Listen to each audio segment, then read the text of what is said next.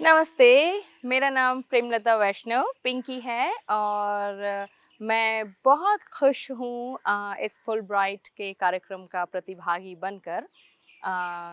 क्योंकि जब हम चले थे अमेरिका से तो नहीं पता था कि हम क्या-क्या हम देखने वाले हैं। एक छोटा-सा आइडिया था कि हम सारनाथ जाएँगे, हम खजुराहो जाएँगे, भोपाल जाएँगे, लेकिन वहाँ हम किन लोगों से मिलेंगे, किस तरह के हमारे इंटरैक्शंस होंगे, इसके बारे में इतनी जानकारी या इतना अनुमान हमने नहीं लगाया था।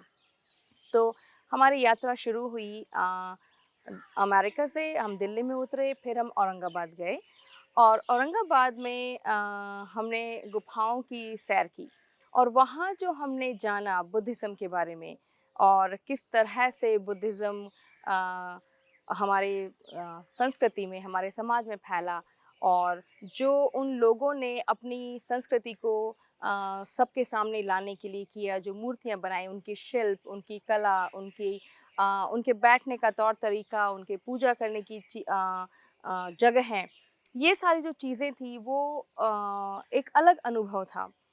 फिर उसके बाद हम मिले एक स्थानीय गीत मंडली से और उन लोगों ने जो हमें गीत सुनाए वो बिल्कुल वहाँ की भाषा में थे और बहुत मज़ा आया सुनकर, देखकर। जो कहानियाँ उसमें बताई गईं कि गीत कब-कब गाए जाते थे और क्यों इस तरह का गीत गाया जाता था।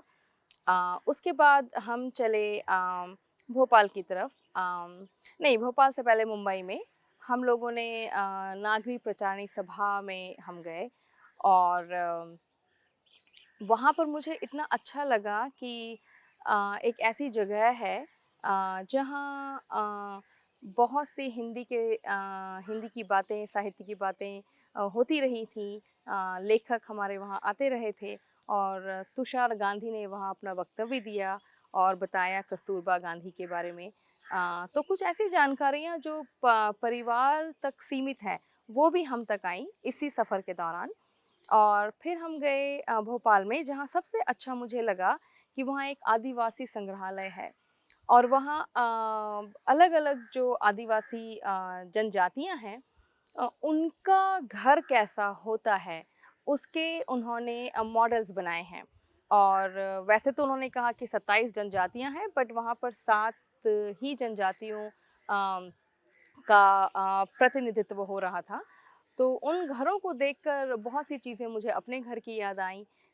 जैसे कि दरवाज़े पर जो साँकल है या जो सिलबट्टा है पीसने का या मिट्टी के बर्तन हैं। तो हमारी जड़ें कहीं न कहीं जुड़ी हैं।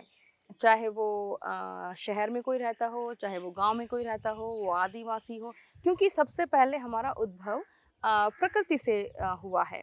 हम प्रकृति से जुड़े हैं और कहीं न कहीं हमारे जीवन में ऐसी चीज़ें आ जाती हैं, जो हमें प्रकृति से जोड़े रखती हैं और शायद उसी को हम कहीं न कहीं संस्कृति का नाम दे देते हैं।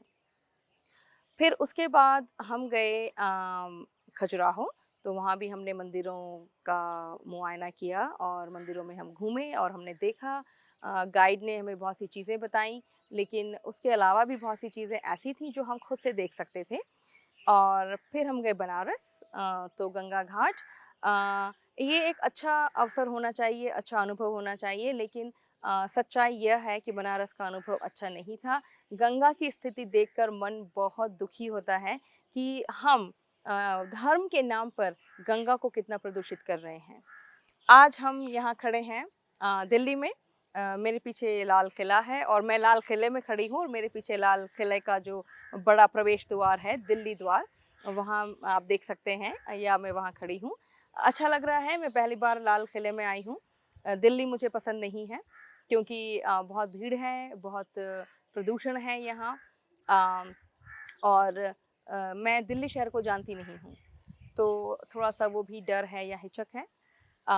लेकिन इन सब चीज़ों के बावजूद जो ये प्रोग्राम हमारा है, जो हमारा कार्यक्रम है और इस कार्यक्रम के तहत हम जिन लोगों से, जिन संस्थाओं से मिल रहे हैं और जिस तरह के संबंध हमारे बन रहे हैं, ये मुझे पूरा भरोसा है कि बहुत ज़्यादा काम आएगा और हम बहुत सी कहानियाँ ऐसे लेकर जा रहे हैं क्योंकि हम कहानियाँ ढूँढने आए यहाँ पर और हमें बहुत सी कहानियाँ मिली हैं और हम इन कहानियों को बहुत अच्छे सरल तरीके से ढाल कर अच्छा पाठ्यक्रम बनाएँगे कि अमेरिका में रह रहे लोग या अमेरिका में हिंदुस्तान के बारे में जो लोग पढ़ना सीखना चाहते हैं, उन तक ऐसी जानकारी पहुँचाई जाए जो किताबों से बाहर लोगों की दुनिया में, लोगों के जीवन में, लोगों के घरों में है। बहुत-बहुत धन्यवाद। नमस्कार।